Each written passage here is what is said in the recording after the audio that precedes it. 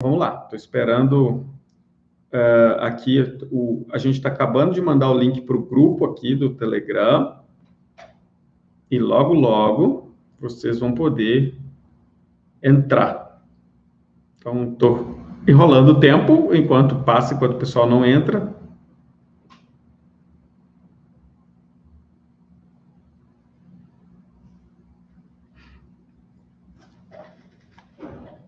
E vou pôr aqui o títulozinho da nossa aula de hoje.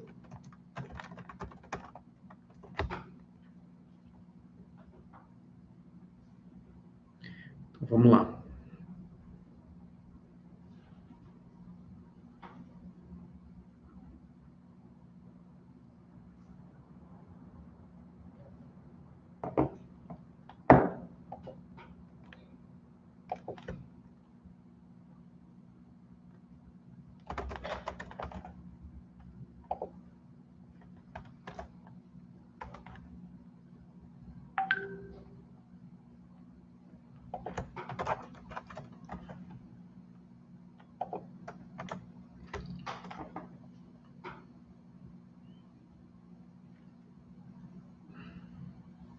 Vamos lá, estou só mandando para todo mundo aqui.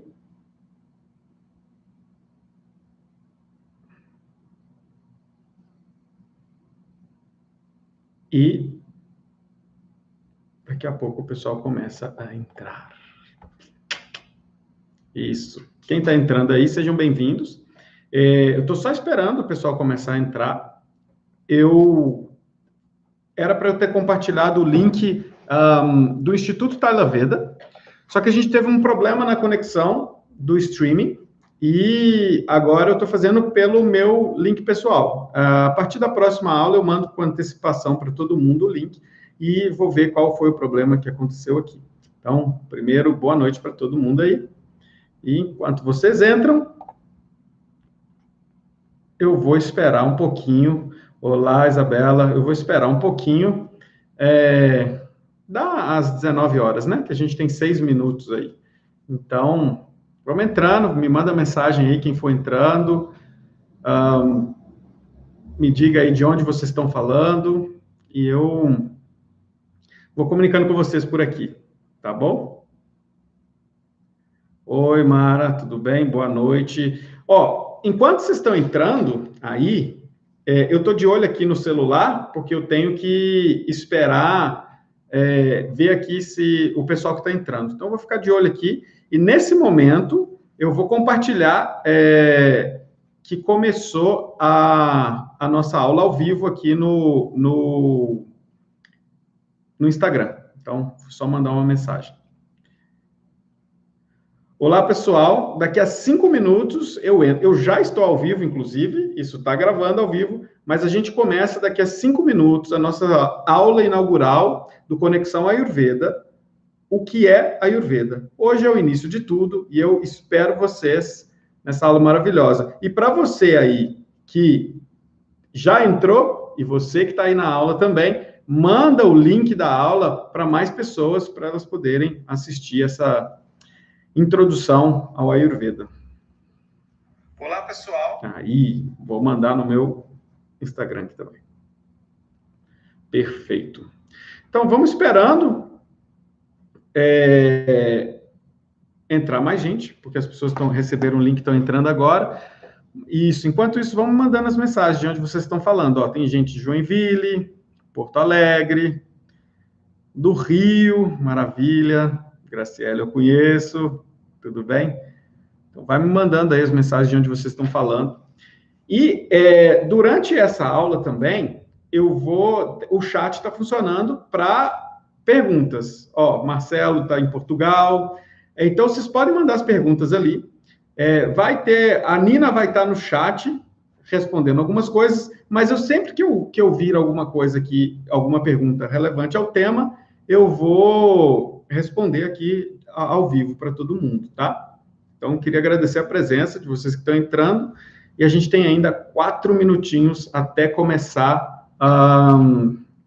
o horário certinho da aula, né? Eu vou começar pontualmente às 19, mesmo que tenham pessoas atrasadas, mas, bom, as pessoas podem ver depois que vai ficar gravado aqui, né? E essas aulas vão ficar gravadas, elas vão ficar disponíveis até o final do Conexão Ayurveda. Então, quem quiser reassistir também é possível. Então, até o último dia da programação, vai estar disponível para vocês. Eu vou só pegar aqui, olha só para a gente lembrar, no dia 19, eu tenho que pegar a colinha aqui, porque eu não lembro de qual, no dia 19/9, que é hoje, a gente começa então com o que é a Ayurveda, que eu acho que deve ser a milésima, muito mais palestra sobre isso que eu dou, sobre o que é a Ayurveda, porque ainda muita gente não conhece essa medicina maravilhosa, né? Então hoje a gente vai conversar um pouquinho sobre ela. Depois a gente já vai entrar em assuntos que já são do raciocínio do Ayurveda. Então a gente vai falar sobre os 5 elementos fundamentais e os doshas, que é um assunto aí que muita gente pergunta.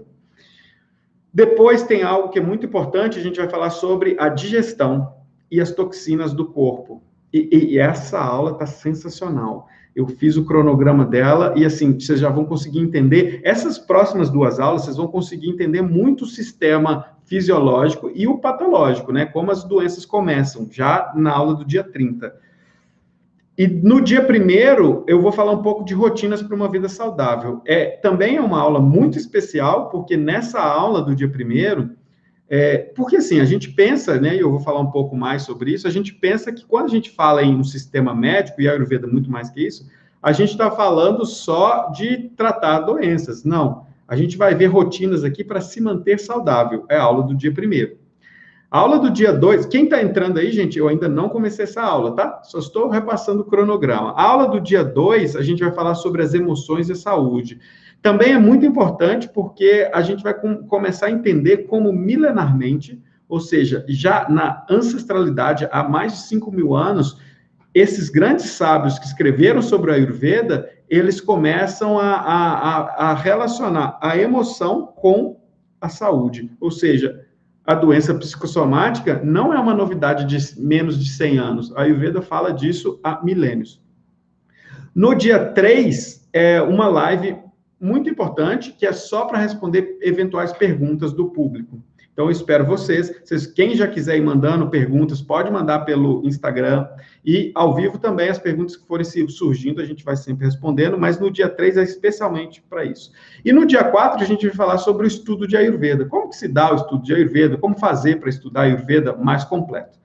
Quem está aqui nessa live e já estudou Ayurveda e quiser falar um pouco sobre a maravilha que é estudar Ayurveda, coloca aqui no chat, porque tem muita gente que está entrando e vai conhecer agora um pouco sobre a Ayurveda, né? Então, é muito especial a gente entender, não só por mim, porque eu sou apaixonado pela Ayurveda e a Ayurveda me impactou muito, saber de outras pessoas o quanto é especial ter esse conhecimento do Ayurveda na nossa vida. Isso impacta muito. Então, peço aí que quem entrou e já estudou Ayurveda ou trabalha com Ayurveda puder falar um pouquinho no chat, que as pessoas vão também acompanhando pelo chat. Então, vamos lá, 19 horas. Boa noite para todo mundo. Namastê. Eu queria começar essa aula hoje com um pequeno mantra. E antes de recitar esse mantra, eu quero dizer o porquê eu vou começar essa aula com um mantra. A Ayurveda, e a gente vai discutir isso hoje ainda, ela é um sistema filosófico médico que olha para o ser humano dentro de um pilar em que está o físico, o psicológico e o espiritual, né? O espiritual é descolado de religião, tá, gente? O Ayurveda vai olhar o espiritual, a gente pode traduzir como o corpo energético, certo? Então, dentro disso, existem terapias que a gente chama de mantra chikitsa. Toda vez que tu faz um mantra, o mantra ele tem um poder de tratamento, porque o mantra é uma vibração. E a partir daquela conjunção silábica, a gente forma vibrações que afetam o nosso corpo, a nossa mente e a nossa alma. Então, é muito auspicioso a gente começar qualquer conversa sobre a Ayurveda fazendo um pequeno mantra. E eu vou fazer um mantra que é um mantra em que a gente honra os nossos mestres, aquelas pessoas que nos ensinaram. Então, hoje eu faço um mantra, todos os grandes mestres que me ensinaram na Índia, e aos mestres desses mestres, e os mestres dos mestres dos mestres, tá? Então, vamos começar com esse pequeno mantra. Vocês podem seguir de olho aberto, de olho fechado, vocês podem sentar mais confortavelmente. Eu gosto sempre de manter uma postura que é uma postura mais de respeito, aos mestres, né? Então, vamos lá.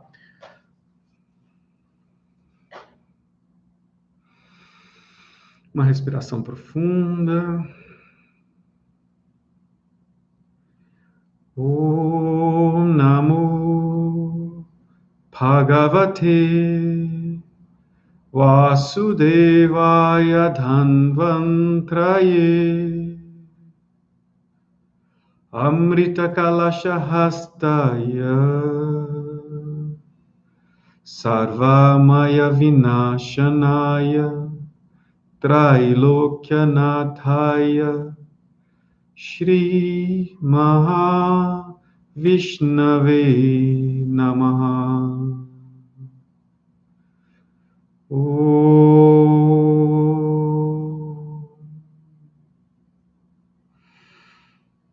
Então, sejam todas bem-vindas, todos bem-vindos.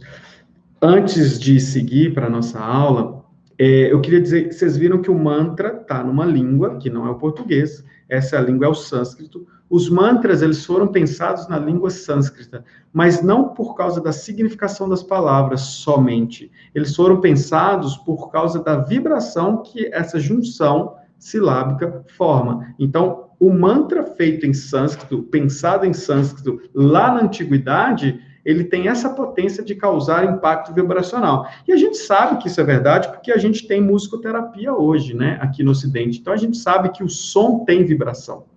A gente sabe que quando a gente está dizendo algo, esse algo impacta profundamente na gente, e não é só pelo significado da palavra. Impacta pela própria vibração daquilo que você disse. Então, o mantra é um dizer energizado. Então, começamos assim nossa aula. Então, olha só, deixa eu só fazer uma pergunta para vocês. Eu vou só... Olha aí, o som continua funcionando? Só me digam aí. Alguém no chat fala comigo aí se continua funcionando o som. Por favor. Alguém escreve aí. Tá sim, beleza. Obrigado, Gabriela. Obrigado, Maria. Obrigado, Graciela. Obrigado a todo mundo que me respondeu. Porque eu mudei aqui a configuração aqui do meu microfone. Obrigado, Luiz. Olha só. Imagina que a gente vai pegar um elevador no mesmo prédio, só que você vai descer no 5º andar e eu vou descer lá no 12º, tá? E aí, quando você entra nesse elevador, você diz para mim assim, oi, tudo bem? Eu vi que você trabalha com Ayurveda, o que é isso? E eu tenho já 4 andares para responder, porque o primeiro já foi, que o elevador já está subindo.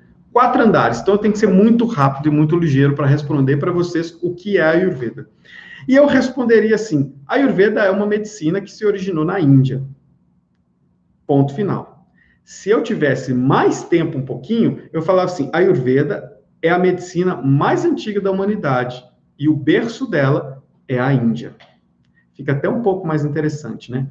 Se desse um pouquinho mais de tempo, eu falaria, Ayurveda é a medicina mais antiga da humanidade que se tem registro, o berço dela é na Índia e a proposta de tratamento dela é a partir de métodos completamente naturais. Fica ainda melhor. E ainda eu voltaria e dizia, tudo isso que eu disse, se eu tivesse mais tempo, e acrescentaria. E a Ayurveda ainda é aplicada no ser humano tal qual ela foi criada. Ou seja, pronto, finalizei. Aí a pessoa já saiu, que já deu 5 andares, né? 5 andares. Então, quando eu falo de Ayurveda, eu estou falando de uma medicina... Eu falei 5.000 anos de registro, tá, gente? Ela é mais antiga que isso. E a gente vai discutir um pouco mais. Então, quando eu falo que é uma medicina milenar e ela é aplicada tal qual ela foi criada, eu estou querendo dizer que a Ayurveda nunca se renovou. Ela nunca postulou algo novo. E tu pode virar para mim e dizer assim, nossa, mas que coisa arcaica, 5.000 anos atrás ela tinha que se renovar. E eu quero que tu faça uma outra relação agora. Há 5.000 e poucos anos, registraram, então, em livros, e esses livros existem, inclusive tem tradução para o inglês, alguns deles incompletos para o português. As pessoas registraram esse saber há 5.000 anos atrás. E desde aquela época, a Ayurveda já vinha sendo utilizada. Depois, a Ayurveda continuou sendo utilizada da mesma maneira. E aí, o mais legal é a gente pensar que o Ayurveda, ele continua sendo utilizado. Eu vou aterrar meu pé aqui no chão, tirei meu sapato, que eu gosto de dar aula com os pés no chão. Então vamos lá. A Ayurveda, então, há 5.000 anos, ela vem sendo aplicada da mesma maneira, não é porque ela é arcaica e ela tem preguiça de se revisar. Olha que coisa interessante. A Ayurveda vem sendo aplicada da mesma maneira porque ela tem mais de 5.000 anos de eficiência em curar doenças e manter a saúde do saudável. Sabe aquele velho ditado de time que está ganhando não se mexe? Para o Ayurveda aplica. Em que eu vou mexer se ela continua atuando perfeitamente na cura ou na manutenção da saúde? Na cura da doença ou na manutenção da saúde? E aí tu me pergunta assim, a nossa ciência, a nossa medicina, ela é uma medicina empírica baseada em teste e resultado, como é a nossa ciência hoje, né, no Ocidente. E aí eu falo assim, a Ayurveda também, só que a diferença é que a gente não fez um estudo de 10 anos para dizer que algo funciona, ou que uma planta funciona, ou que esse tipo de alimentação funciona, ou que esse tipo de terapêutica funciona.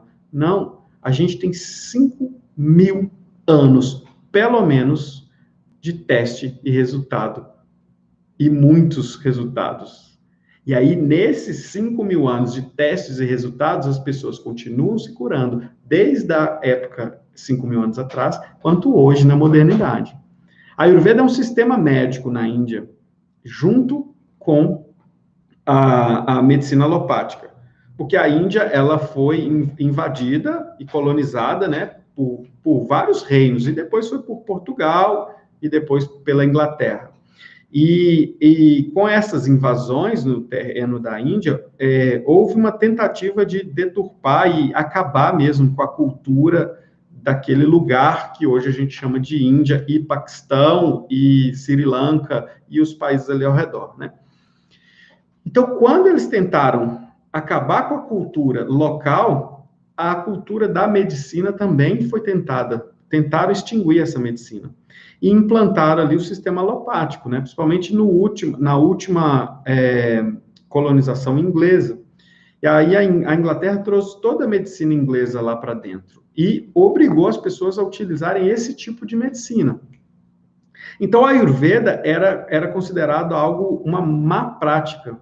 Eles diziam que a Ayurveda não tinha comprovação científica e que a Ayurveda não curava ninguém, mas o fato é que aquela sociedade sempre existiu curando pessoas. E só para você ver o quanto é recente, que em 1947 a Índia se tornou livre. Quem quiser saber um pouco sobre a libertação da Índia, vocês podem assistir o filme do Gandhi. Tem no Netflix, por exemplo, porque ele foi um dos grandes protagonistas da libertação da Índia. E aí, logo final da década de 40, a Índia foi liberta e se criou também o Paquistão. E aí, o governo da Índia fez um grande esforço para voltar com essas tradições todas, inclusive as tradições de cura. Entra aí o Ayurveda. E como a Índia sabia do grande resultado da Ayurveda, então ela começou a criar uma promoção do Ayurveda e do Yoga e de outras medicinas que são de lá, para que a população pudesse de novo se beneficiar dessa maravilha milenar que existe, que é o Ayurveda. Então, hoje, por exemplo, na Índia, não existe só o Ministério da Saúde. Existe, além do Ministério da Saúde, que reconhece e dialoga com a Ayurveda, e com o Yoga, e com a Siddha, e com outras medicinas, com a naturopatia, com a homeopatia, existe também um ministério na Índia que a gente chama de Ayush, que é o ministério que contém ali Ayurveda, Ayush, né? A de Ayurveda, Y de Yoga, U de Unani, S de Siddha, também é outra medicina, o Unani também, e H de homeopatia. Ou seja, o que a gente chama no Brasil, por exemplo, de práticas integrativas e complementares, que faz parte do SUS, na Índia são sistemas médicos, né? Esses todos que eu citei. E existe um ministério separado para ele, porque a Índia sabe da importância e da riqueza desse saber. Agora, eu estou dialogando aqui o tempo todo, falando que a Ayurveda é uma medicina. Mas quando eu chamo a Ayurveda de medicina, eu estou reduzindo ela demais. Porque a Ayurveda ela não é medicina. A medicina está incorporada nela. A Ayurveda é um saber. Eu posso falar que a Ayurveda é uma filosofia, por exemplo. Porque a Ayurveda tem um saber sobre a humanidade e sobre as coisas, sobre os seres ali, que está nos mesmos sistemas filosóficos da Índia, quando a gente vai discutir outras filosofias. Então, eu gosto de dizer que a Ayurveda é uma racionalidade filosófica que fala sobre medicina. Mas, para ser mais específico ainda, eu preciso ir na etimologia da palavra Ayurveda. Ayurveda é uma palavra em sânscrito. Para quem não sabe, sânscrito é considerado, junto do Tamil, uma das línguas mais antigas da humanidade, tá? E essas duas línguas são da Índia, o Tamil do sul da Índia e o sânscrito de quase toda a Índia. Então, quando eu penso na palavra Ayurveda, ela tem duas raízes no sânscrito. A primeira raiz é Ayur, que significa vida, e Veda, que significa sabedoria. Então, a gente está falando da sabedoria da vida. Então, quando a gente fala de sabedoria da vida, a gente não está falando só da manutenção da vida, enquanto não ter doença ou se manter saudável. A gente está falando de todos os aspectos da vida, aspectos emocionais, aspectos espirituais, no caso que nós temos uma alma, aspectos físicos, aspectos ambientais, aspectos sociais, tudo isso está dentro dos textos clássicos do Ayurveda. Então, quando a gente pensa em Ayurveda, sabedoria da vida, a gente está pensando em algo muito grande. Muito grande. Aqueles mestres que escreveram os textos clássicos do Ayurveda, eles queriam dizer para a gente que saúde não é só não ter doença e não é só fazer atividade física para ficar saudável. Saúde é a sua relação com todo o mundo externo. Ou seja, é como você se relaciona com o teu vizinho, como se relaciona com a tua família, é como você se relaciona com as plantas, com os animais, né, com o reino vegetal, com o reino animal todo, como você se relaciona com o meio ambiente, como você se relaciona com o seu interior, como você se relaciona com as energias cósmicas, por exemplo. Então, tudo isso entra no aspecto que a gente chama de saúde. A Ayurveda, ela tem uma frase que define saúde, eu vou falar para vocês em sânscrito primeiro, tá? Ela diz assim: Samadosha, Samadhatu, Samagnisha, Malakriyaha, Prasana Atma Indriya, Swasta Iti Abhidyate. Prasana Atma Indriya, Manaha, Swasti Iti Abhidyate. Ou seja, ela diz assim, que saúde é o equilíbrio fisiológico. Eu estou resumindo essa frase, tá? Que essa frase a gente consegue desdobrar ela em várias análises. Mas é o equilíbrio fisiológico. Quando ele fala fisiológico, o funcionamento do corpo mesmo. E depois é uma parte muito interessante que ela fala assim, e também é o estado de prazer e comunhão entre os órgãos do sentido, a mente e a alma. E desses todos também, com o todo. O todo é tudo. São as pessoas ao nosso redor, são as plantas, os animais. Então, a própria noção de saúde do Ayurveda é muito completa, né? Ela já ensina pra gente muita coisa sobre como cuidar da própria saúde, por exemplo. Mas cuidar da própria saúde é escrever a tua história, né? É você arriscar a tua existência para que tudo esteja em equilíbrio e simbiose. Sem risco, nada acontece. O risco é a ação. E essa ação não é qualquer ação. É uma ação preocupada com o equilíbrio universal. É por isso, por exemplo, que a Ayurveda conta com saberes como astronomia e astrologia, que vai explicar conjuntamente as forças dos astros na nossa existência. Então, a Ayurveda é algo muito grande. Eu queria lembrar que, se vocês tiverem perguntas, vocês podem mandar aqui, tá? Vocês podem dizer aqui, se vocês quiserem saber qualquer coisa sobre o assunto. A gente vai ter muitas aulas ainda, se vocês ainda estão acanhados, sem problema. Então, eu queria parar agora para fazer uma pequena análise do quão profundo é isso tudo que eu estou falando, tá? Eu vou citar alguns textos aqui, só por ser uma citação histórica, para a gente entender. É uma citação histórica comparativa. Em nenhum momento eu quero fazer julgamento de valor de outros sistemas médicos, tá? Mas eu preciso colocar esses sistemas médicos em comparação só para a gente entender a linha temporal das coisas, tá? Eu acho que a gente tem um sistema médico aqui no Ocidente que funciona, que cura, que tem desafios, tal qual qualquer outro sistema de cura. Mas existe algo que é muito importante a gente pensar, que a gente está falando de algo milenar. E esse algo milenar fala de coisas que o sistema médico e científico ocidental começou a entender agora. Vou dar uns exemplos. Em 1899, um grande, vamos dizer assim, cientista médico chamado Sigmund Freud, ele publicou um livro que se chamava O Livro dos Sonhos. Ele colocou a data de 1900 para ser o primeiro livro do século.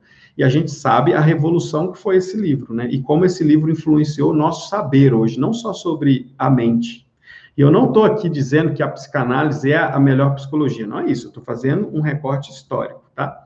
Então, vamos chamar de 1900, porque ele publicou em 1899, mas pôs a data de 1900. Então, esse primeiro livro do século falava sobre sonhos, mas já dava indícios de questões mentais. E aí a gente conseguiu, aí, no decorrer das décadas, entender que a nossa mente, ela é capaz de criar doenças.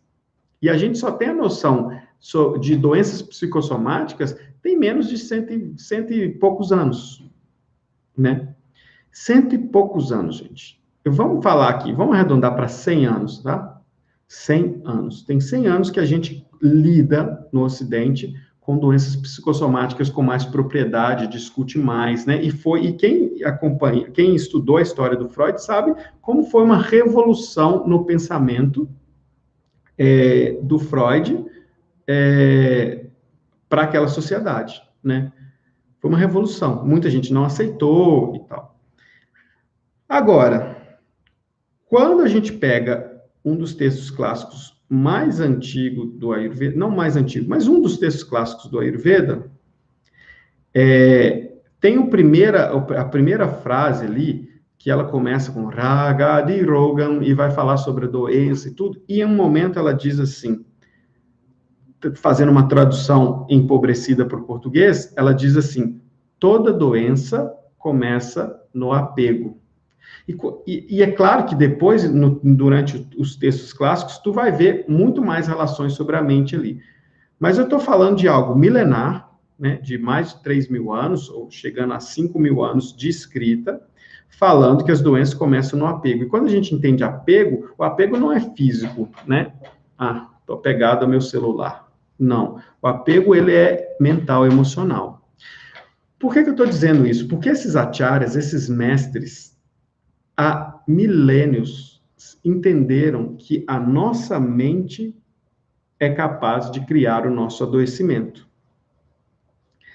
Isso é muito importante, porque enquanto o Ocidente tem uma ciência psicológica de 100 anos, um pouquinho mais, o Ayurveda e o saber do qual o Ayurveda bebeu tem há mais de 5, 6 mil, 7 mil, até mais anos. Se você pegar, por exemplo, um texto indiano, que é um épico indiano, que se chama Bhagavad Gita, o Bhagavad Gita é uma história de Krishna conversando com Arjuna.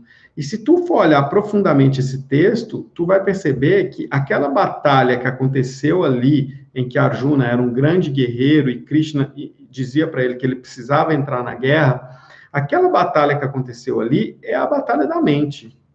E tu sabe que aquele texto é um grande texto sobre a psicologia, feita em estrutura épica. Olha que coisa. Toda pessoa que aprofundou o estudo no Bhagavad Gita vai saber que é exatamente isso.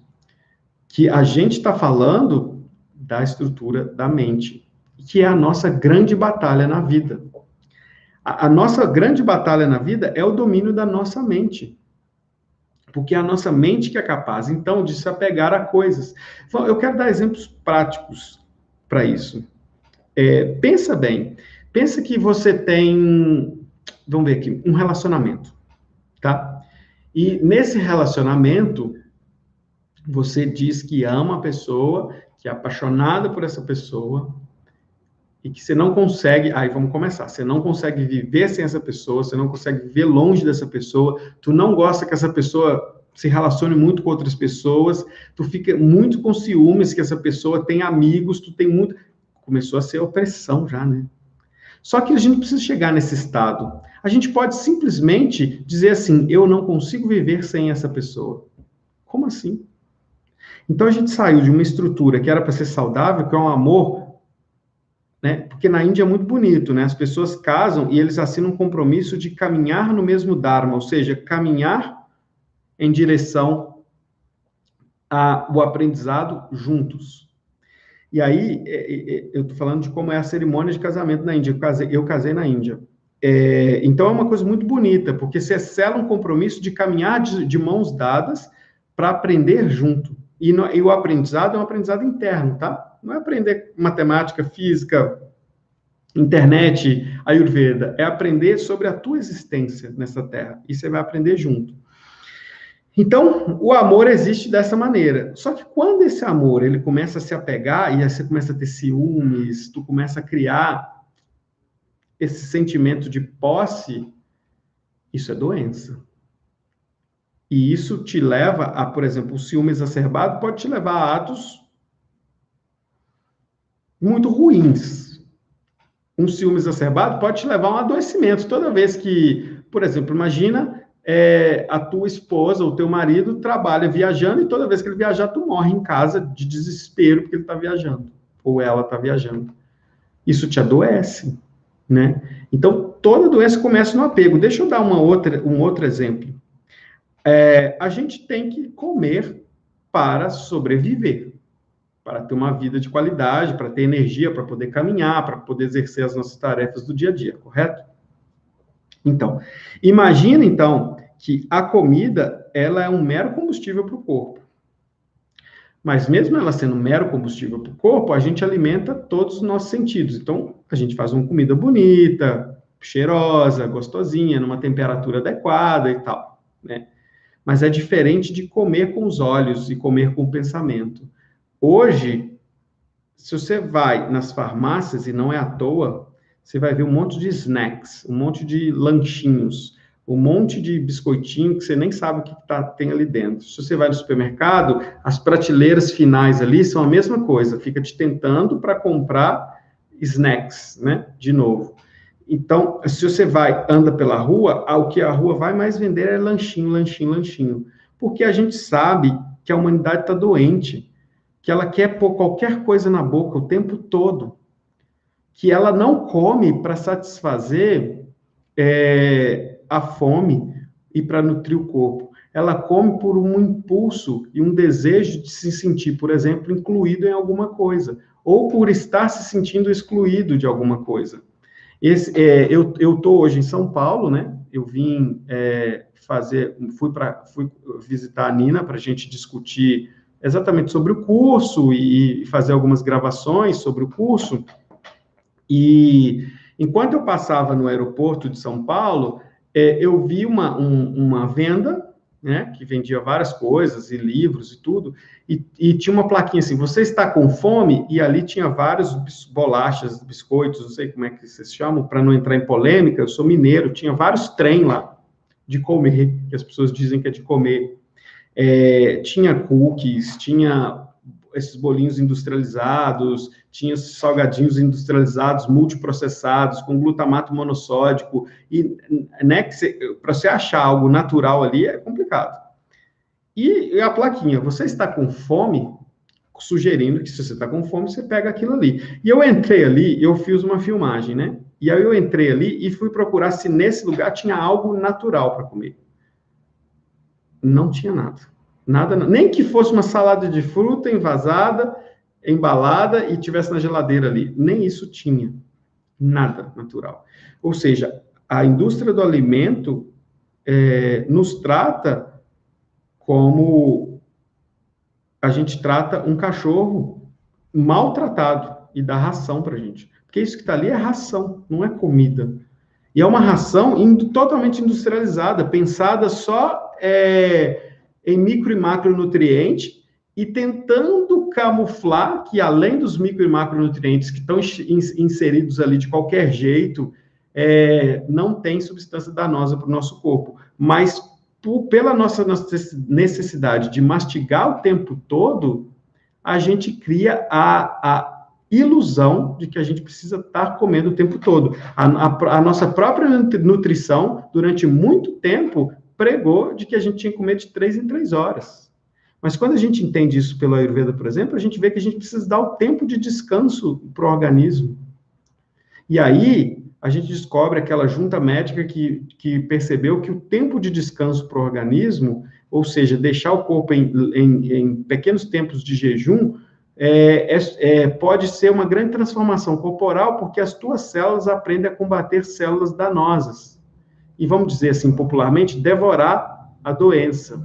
E aí surgiu a ideia do jejum intermitente. E, de novo, virou uma coisa industrial, porque o jejum intermitente virou uma fórmula para as pessoas emagrecerem, mas sem pensar no que seria um emagrecimento, se é necessário um emagrecimento. Entrou como uma indústria da estética.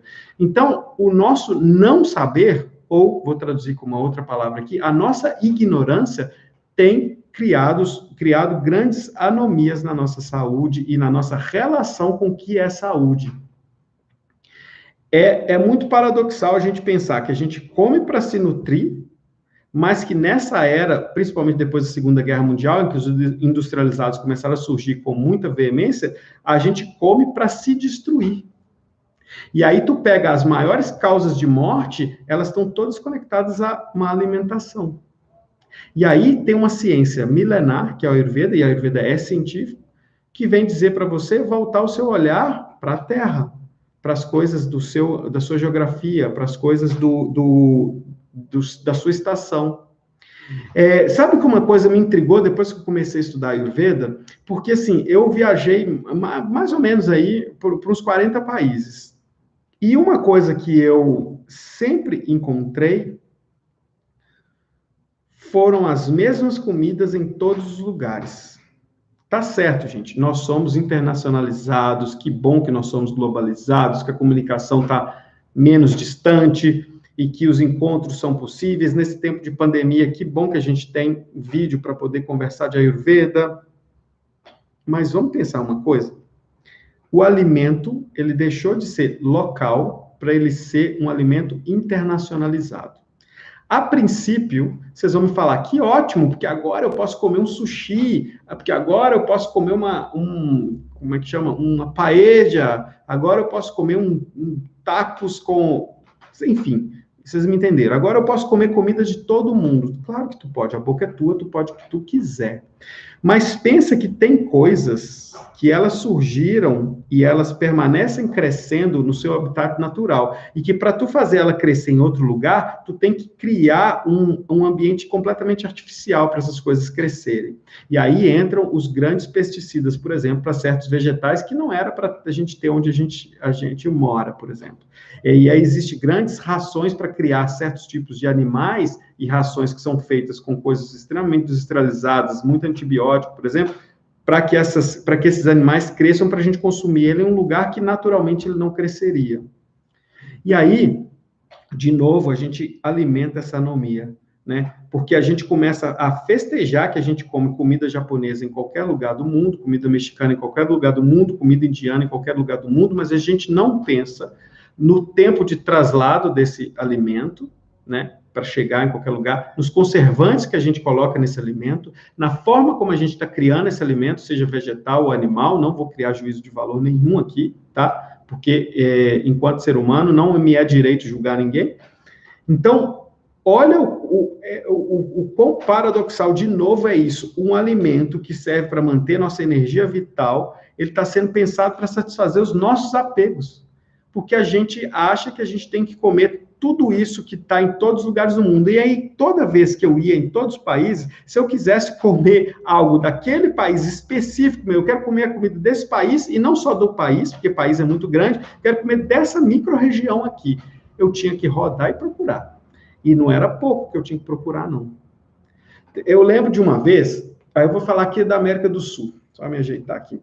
Eu lembro de uma vez que eu estava em Cusco, no Peru, e eu falei com uma pessoa assim, eu queria comer uma típica comida peruana, me leva para algum lugar aqui em Cusco para comer. E aí eu entrei num restaurante muito gostoso, estava tocando jazz. Então já começou com aquela coisa, não é tradicional, pela música. Eu falei, tudo bem. Quando eu cheguei lá, olhei o cardápio, só tinha pizza.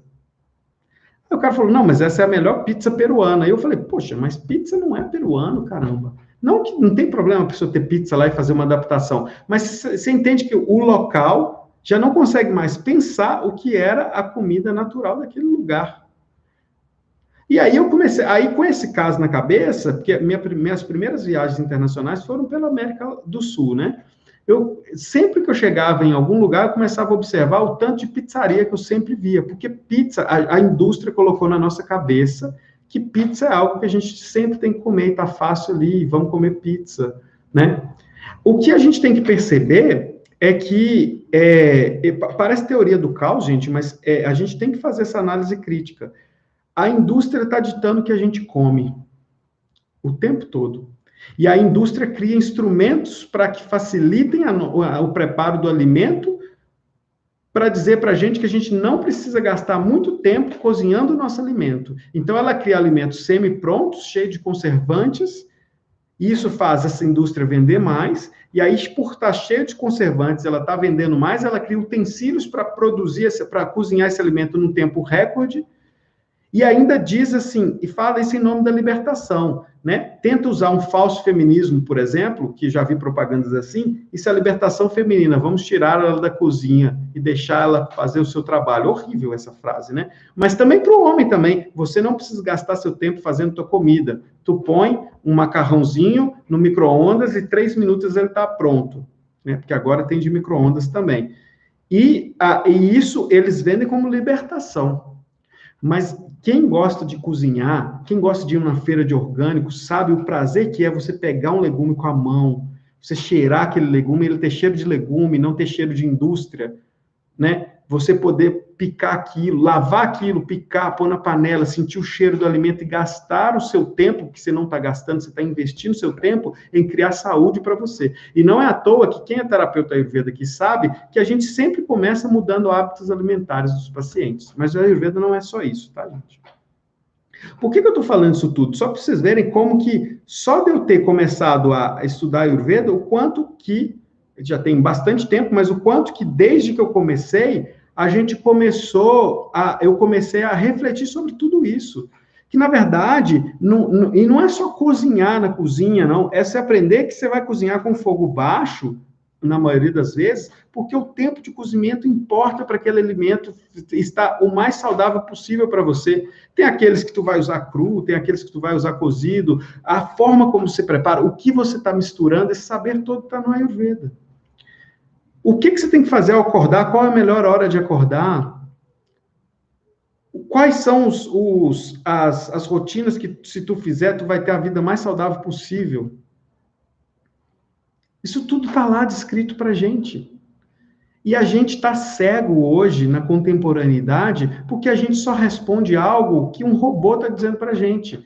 Que assim, ó, use o micro-ondas, é muito mais rápido. Você sabe que desde que eu não sei, mas tem muito tempo, tem mais de 12 anos que eu não tenho micro-ondas na minha casa, por exemplo.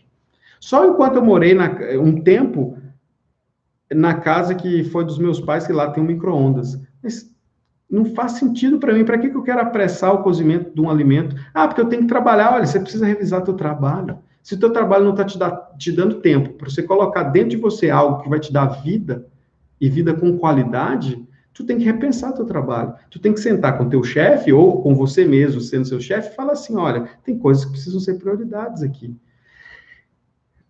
A Ayurveda é um ato poético e de resistência.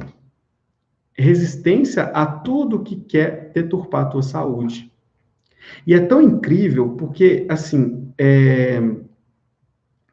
eu estava falando com a Nina que quando tu começa, e com o Matheus também, eu acho que ele está aqui hoje, quando tu começa a se alimentar e ter uma relação com a vida mais saudável, tem práticas mais saudáveis, quando tu, vamos dizer assim, sai da linha, você começa a perceber que o seu corpo responde na hora. Então, se eu, por exemplo, falo assim, hoje, quer saber, eu vou chutar o prato e vou pedir algo industrializadão mesmo. No outro dia eu passo mal. Aí você fala, Eric, então se você ficou mais forte? Não, eu fiquei mais forte. Você ficou mais fraco? Não, eu fiquei mais forte. O meu sistema está me dizendo que aquilo vai causar muito dano para mim e eu não posso continuar com aquilo. Mas antes, quando eu não prestava atenção nas coisas que moviam a minha vida, e eu não olhava a qualidade das coisas, eu nunca lia rótulo, eu nunca escolhi um alimento porque ele é natural e orgânico, e meus comportamentos também não eram favoráveis à minha saúde, parecia que meu corpo era mais resistente, mas não era não, ele já estava assimilado na doença. E aí eu entendo porque eu tive tanta enxaqueca durante a minha vida inteira, até o dia que eu conheci a Ayurveda, enxaqueca de fazer vômito. Eu entendi porque eu tinha grandes distúrbios, por exemplo, na pele. Eu entendi por que eu sofri, por exemplo, durante um tempo, com pânico e crise de ansiedade. E tudo começou nas minhas rotinas e na minha alimentação. Quando eu comecei a readequar isso e entendi o poder das plantas e como usar as plantas no momento certo, para a coisa certa, a minha vida se transformou. Eric, seu exemplo exímio da boa saúde? Não. Eu sou uma pessoa que está no mesmo caminho que você. E por estar no mesmo caminho que você e aprendendo que é possível ter muito mais controle da sua saúde, que eu te digo que é possível ser mais saudável e viver muito mais feliz. Mas não se engane. Quando você começa a fazer isso, outras coisas na sua vida se abrem para revisão. E aí tu começa assim, opa, já liberei um pouco do corpo. Ele já está um pouco mais saudável. Vamos para as outras coisas, para as relações de trabalho, familiar, de amizade. Vamos olhar para tudo isso? Vamos propor para a nossa vida uma vivência muito mais amorosa? O Ayurveda vai ensinar isso em práticas terapêuticas. Isso é que é muito lindo. Então, o tratamento para a tua mente não vai diferir do tratamento para o teu corpo. Tá tudo interconectado, é tudo juntinho. E a Ayurveda não faz nenhuma questão de separar. Hoje você vai no psicólogo ou no psiquiatra, amanhã você vai no otorrino, depois da manhã você vai no proctologista, depois você vai no ortopedista. Não. Um médico lá na Índia, quando ele se forma em Ayurveda, ele se forma em tudo. E não vai ser o especialista nisso. O cara vai. É como se todo mundo fosse um clínico geral. Claro que eles estudam especializações lá, mas a ideia é que eles sejam peritos em saúde humana. E isso é incrível. Isso é incrível, porque o corpo é um sistema único. E a Ayurveda vai além. E a simbiose desse corpo com o resto do universo. E a Ayurveda também olha para isso. A Ayurveda fala de karma, e não se preocupa, porque eu não vou falar, não é karma em sentido religioso. Karma, em sânscrito, significa ações, tá? Então, a gente promove karma de 3 maneiras na nossa vida. Com as nossas palavras, com os nossos atos e com os nossos pensamentos. E aí, ela segue dizendo assim, que a maior causa do adoecimento, então, é o mau uso dos nossos órgãos motores e dos sentidos. Por quê? Porque tu não consegue compreender o mundo externo direito e tu vai lá se apegar a ele o tempo todo. E aí você está fazendo um mau uso dos teus sentidos. Você sente o cheiro, você fala assim, eu quero comer isso só pelo cheiro. E você está com fome? Você nem olhou isso. Tá muito agradável ficar aqui e não dormir durante essa semana toda. Mas tu não pensou que teu corpo já gritou muitas vezes, eu preciso dormir. Aí quando você tem um colapso, você acha que foi do nada. Quando uma pessoa tem um infarto do miocárdio, ela acha que foi do nada. Mas o corpo já estava dizendo há muito tempo para essa pessoa. Há muito tempo. Estou vendo uma pergunta da Carol aqui. O Ayurveda pode ser utilizado nos animais? Carol, a Ayurveda, como eu disse, ela significa sabedoria da vida. A Ayurveda pode ser utilizada em qualquer ser vivo. Qualquer ser vivo. Tudo que existe no universo você consegue ler a partir do Ayurveda. Só para te dar uma notícia, assim, mas o que está escrito nos textos clássicos que eu me refiro, ela vai olhar para o ser humano. Mas existem textos na Índia que falam de animais. Um dos grandes mestres que eu tive aula na Índia, que é Dr. Vasudevan, ele era médico e, em paralelo, ele era médico de elefantes. E ele não fez nenhum curso de veterinária. Ele usou Ayurveda para tratar elefantes. Eu tenho uma grande irmã na Índia, porque a gente é irmã de alma, irmão e irmã de alma mesmo, que é a doutora Radha Priya. Ela, na clínica dela, todas as quintas-feiras, ela recebe os animais que vários veterinários mandam para ela, porque eles estão achando um caso complicado, e ela olha pelo Ayurveda e trabalha com os animais pelo Ayurveda. Entende? Então, a gente consegue interpretar tudo que existe no universo.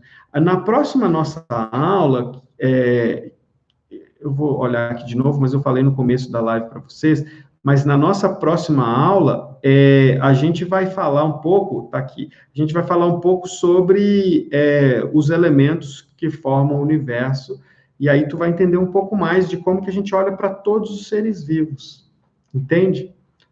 E todos os seres vivos, eles também têm intelecto, eles também têm racionalidade, eles também têm emoção, cada um no seu nível. E é muito bonito que quando a Ayurveda vai falar do ser vivo, vivo para ele, até a pedra é viva. Tudo tem vida. Agora, nem tudo tem consciência. Então, essa mesa onde está aqui o meu computador, para a Ayurveda tem vida. E ela tem mesmo, eu te provo. Ela é da cor marrom.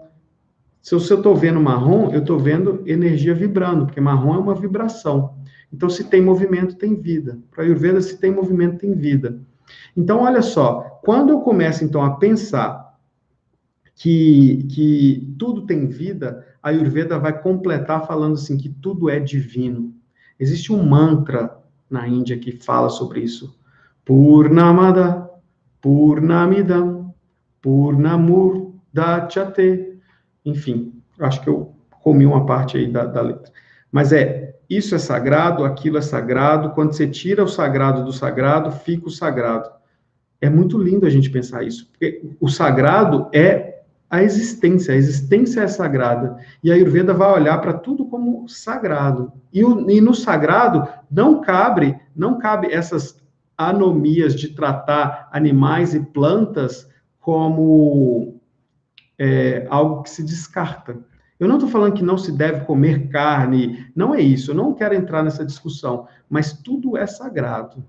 Tudo é parte de um ecossistema não terrestre, universal. Universal, inclusive os insetos. O Marcelo perguntou aqui, como se adaptar em regiões que não há abundância em alimentos naturais, países de clima frio ou desértico, por exemplo? Se não houvesse alimento suficiente, não tinham pessoas nesse lugar. A gente tem que entender que onde tem pessoas, tem alimentos. Você sabe que hoje eu estava conversando com o Nico e com a Nina, e eles me contaram de uma mulher que saiu pelo centro aqui de São Paulo, e ela vai caminhando e mostrando e ela coleta várias plantas que as pessoas nunca dão conta de que são punks, plantas alimentícias não convencionais. E ela saiu juntando e fez uma cesta de plantas que as pessoas acham que não é de comer e que ela lavou tudo e comeu. A gente primeiro tem que aprender o que é típico daquela região, né? Tem gente que come cacto, porque o cacto dá naquela região e é para as pessoas daquela região. Entende? Então, assim, se tu não tem abundância, é porque naquele lugar a alimentação precisa ser mais simples. Agora, é diferente do caos político-econômico que a gente cria das guerras. Né? Quando a gente cria guerra, a gente está falando de uma anomia maior ainda. E aí, que bom que as pessoas vão estudar Ayurveda, porque a primeira coisa que elas vão aprender é a ahimsa, a não violência. E aí vai mudar o estado mental dessas pessoas, né? E porque a gente não pode contar com essas grandes anomias. Mas se você está em guerra, já está no estado de exceção, né? Aí as pessoas vão comer ração igual o soldado comeria, infelizmente. né? Mas eu acho que se todo mundo estudasse a Ayurveda, a gente não tinha guerra, não. A gente ia aprender que tudo é divino, inclusive quem tem opinião contrária à tua, né? Mas só para dizer, por exemplo, um clima muito frio, né? Em clima muito frio, você vai ver, por exemplo, que os esquimós, eles comem peixe com muita gordura e com muito óleo. O óleo dos peixes, eles fazem aqueles buracos e pegam peixe e comem muito peixe, porque o peixe ali é o que é saudável para ele, e tem o peixe certo. E às vezes até baleia, porque a carne da baleia, há muito tempo atrás, era, por exemplo, você pega os vikings, tinha lugar que eles caçavam baleia, porque a baleia era o que dava sustância e muita gordura para eles, né? Em lugares desérticos, tu vai achar plantas que defendem daquele clima extremamente árido e que quando você se nutre dessas plantas ou desses animais do deserto, por exemplo, é isso que vai te manter vivo. De novo, eu não estou pregando aqui ser vegetariano ou carnívoro, tá, gente? Isso não entra em discussão. A Ayurveda vai olhar para tudo no universo como um potencial de manutenção de vidas. E a gente sabe que para manter a vida, a gente tem que algo morre, mas morrer para a Ayurveda é transformação, nem que seja um pé de alface, né? Então, mas esse debate político eu vou deixar para um outro momento, em outro lugar, tá? E ele é muito importante. O Matheus pôs aqui. Eric, existem estudos específicos da Ayurveda que tratam questões energéticas, espirituais com muita profundidade? Ou isso já está implícito no estudar a Ayurveda? Essa pergunta é muito boa, porque depois que teve a colonização inglesa, a Ayurveda ela começou a voltar a ser aplicada dentro das universidades, estudada dentro das universidades, lá na Índia. E uma das coisas que até hoje está sendo resgatada essa parte energética espiritual. Que, por sorte, o tutor do curso de Ayurveda que eu faço com as pessoas, que eu aplico nas pessoas, hoje eu tenho um curso de formação de Ayurveda que está no Brasil inteiro, né? Um dos tutores, ele é especialista nessa parte energética espiritual. E quando eu falo espiritual, eu não estou falando de religião, eu estou falando da energia que nos move, e essa energia está em tudo. E se você quiser juntar toda essa energia e chamar de Deus, a energia universal, tudo bem, tu pode, né? E assim, então tu tem que garimpar muito, até na Índia, para descobrir as pessoas que estão conectadas a esse tipo de saber muito profundo, que a gente tem no Brasil, só que a gente não dá valor, né? As nossas etnias nacionais têm isso, né? O quanto de curandeiro, benzedeiro, de raizeiro que trabalha a parte energética, tanto das plantas quanto do ser, né? A Ayurveda tem isso registrado, Matheus. E quando a gente começa a estudar Ayurveda, pelo menos no curso que eu proponho, que é uma coisa que eu discuti muito com a Nina, eu falei, Nina, qualquer coisa que a gente discutir de Ayurveda, ela tem que ter essa parte energética por trás o tempo inteiro, porque não pode ser assim, o bicho pegou, vai rezar. Não dá, né? A parte energética, que a gente chama de espiritual, ela tem que estar acompanhando o tempo todo. Então, eu falei assim, o nosso curso, ele está o tempo todo abraçando essa parte do ser humano, que é muito importante, que é a parte que guarda a nossa alminha, né? Que é a parte energética espiritual. Então, tudo que se faz no Ayurveda tem uma conexão energética. E quando eu falo isso, eu repito para vocês, não tem a predileção de nenhuma religião. Por isso que é possível, por isso que é possível fazer a Ayurveda em qualquer lugar do mundo, porque a Ayurveda é um sistema para olhar para o universo de maneira muito linda, poética e funcional. Existe algum sincretismo entre a Ayurveda e as filosofias, medicinas tradicionais latinas? Bruna, nossa, essa pergunta é excelente, eu gostei. Porque, assim, eu vou te falar como um grande pesquisador entusiasta das expressões tradicionais afro-brasileiras e também indianas. Eu vou te falar que tem muita similaridade, mas não é por influência da gente trazer, não. Essa influência ela aconteceu em algum momento histórico, há milênios atrás, e você vai ver que as práticas energéticas da América Latina e principalmente da América do Sul e da África, por exemplo, batem muito com as técnicas da Índia.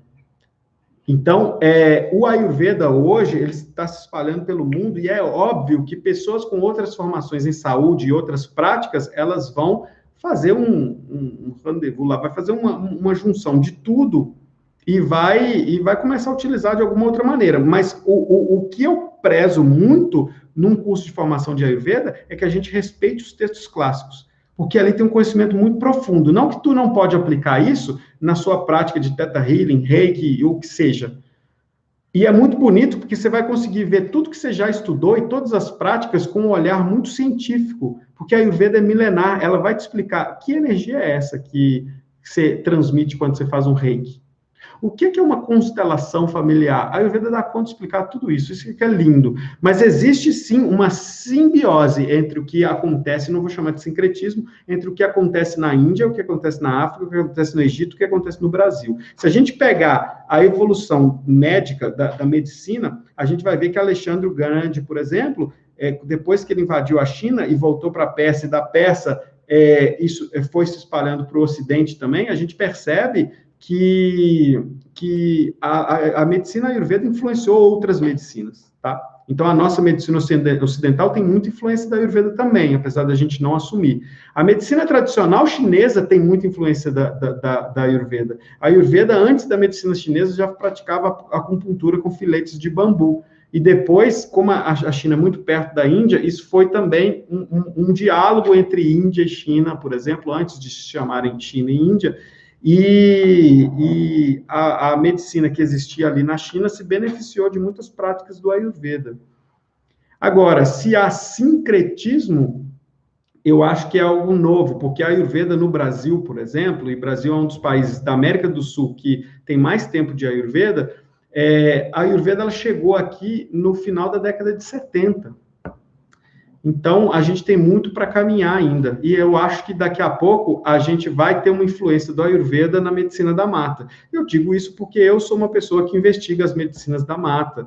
Eu vou para etnias brasileiras, investigar como eles usam as plantas, por exemplo, para eu aplicar isso no olhar do Ayurveda, porque eu não quero tratar pessoas que são dependentes de plantas lá da Índia. Então, eu sou um grande pesquisador de plantas brasileiras, e quem me conhece sabe que eu transformo os medicamentos que eu uso, os medicamentos não, os fitoterápicos que são usados na Ayurveda, cheio de plantas lá da Índia, eu tento fazer uma reinterpretação aqui para a realidade brasileira. Né? E eu sempre estou estudando a fitoterapia, tanto ocidental quanto indiana, né? Estou chamando de fitoterapia agora, mas tem um outro termo na Ayurveda para isso, a gente chama de Draveguna, mas isso deixa para depois. Então, assim, o que eu estou querendo dizer é que o Ayurveda, ele consegue ser uma explicação para tudo, Matheus e Bruna, para tudo que tu começar a pensar que tem um cunho energético espiritual, porque é uma ciência que quer te explicar isso, porque você é isso, você é o espiritual e energético.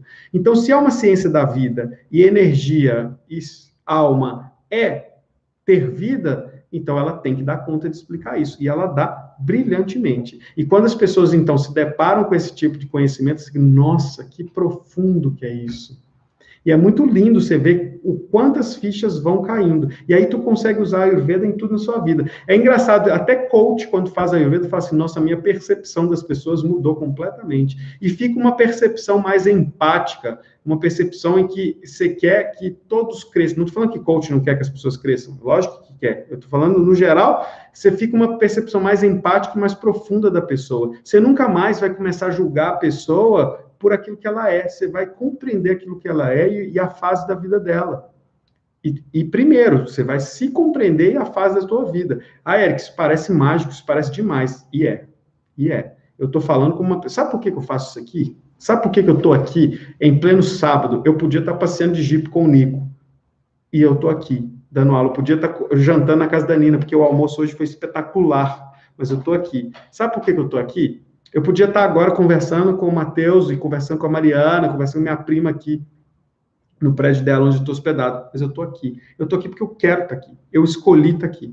Porque um dia, quando eu tive contato com a Ayurveda, eu comecei a chorar. Vou contar para vocês. A primeira vez que eu tive contato com a Ayurveda, a primeira vez no Brasil, eu comecei a chorar. Quando eu fui para a Índia, então, para eu parar de chorar demorou muito. E uma coisa eu tive plena consciência. Isso tem que se espalhar. E sabia que tinha pessoas que já estavam espalhando isso, mas naquele dia eu falei assim, isso vai ser o meu caminho. As pessoas precisam saber disso aqui, porque esse impacto que causou em mim pode ser causado em várias pessoas, um impacto positivo, de ter domínio, assim, da sua existência. Domínio que eu falo é perceber que tudo que te passa é para aprendizado. E aí eu comecei, e aí daí eu comecei a abrir curso de Ayurveda e não só atender. E aí hoje eu atendo em 10 países diferentes, a minha escola está em vários lugares do Brasil e eu sou sócio do instituto lá na Índia, hoje. E aí eu levo pessoas para a Índia também. 2 vezes por ano eu estou na Índia. Então eu fico na Índia de 1/3 a 1/4 do ano. E levo as pessoas estudam aqui. E assim, ó, aqui eu vi que algumas pessoas estudam Ayurveda e muitas pessoas estudam Ayurveda comigo. E assim, você pode falar que eu estou mentindo, quem quiser aqui.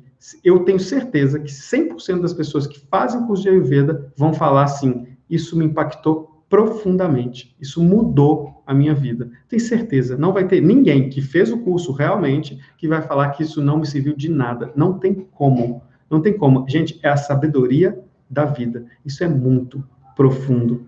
E é essa profundidade que eu quero trazer para vocês. Eu não consigo fazer nada raso. Eu gosto de fazer as coisas profundas, que tocam na alma. Às vezes, menos profunda, mas sempre profunda. Às vezes, muito profundas, porque eu gosto das coisas profundas. E não tem nada mais profundo de que tu olhar para você mesmo, ou você mesma, e falar assim, eu te reconheço, enquanto um ser que vive aqui na Terra. E eu sei que tu está aqui para aprender. Você falando com você mesmo. E eu honro tudo isso que você está fazendo. E tudo que você passou foi história necessária para tu aprender um monte de coisa. E vamos seguir. Porque só agora, no momento presente, que tu é capaz de agir. Então vamos agir. Não deixa para amanhã. Vamos agora, é agora. Olha seu alimento, olha suas práticas, olha sua rotina, olha o teu ambiente, olha as tuas relações com as pessoas. Isso tudo é pensar em Ayurveda. Ah, Eric, mas aí parece que a Ayurveda é tudo. Parabéns. A Ayurveda é a sabedoria da vida. É muito profundo. Por isso que não dava para falar que é só uma medicina. Se eu tivesse no elevador, eu falaria, ah, Ayurveda é uma medicina lá da Índia. Mas aí ia ser curto demais.